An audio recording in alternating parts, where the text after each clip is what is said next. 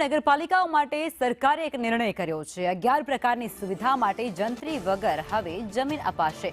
નગરપાલિકાઓને જંત્રીના ભાવ ભરવામાંથી મુક્તિ અપાય છે।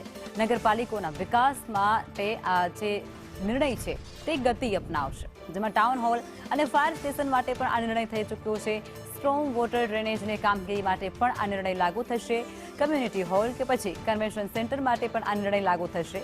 વોટર સપ્લાય પ્રોજેક્ટ માટે પણ આ નિર્ણય થયો છે, જેમાં સ્ટ્રોંગ વોટર ડ્રેનેજની કામગીરી માટે આ નિર્ણય કરવામાં આવ્યો છે। આ સાથે જનતા માટે પાયાની સુવિધાઓ ઝડપી બનશે।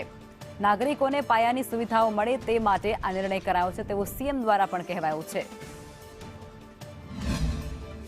શહેરી વિસ્તારોમાં વહીવટી વધુ પારદર્શક બને અને નાગરિકોને પાયાની સુવિધાઓ સમયસર મળી રહે તે માટેનો પણ એક મહત્વપૂર્ણ નિર્ણય આજે લીધો છે અને નગરપાલિકાઓને વિકાસના કામો માટે હવે 11 પ્રકારની વિવિધ પાયાની સુવિધાઓ વિકસાવવા માટે સરળતાએ જમીન ફાળવવા માટે આજે આ નિર્ણય કરી રહ્યા છે।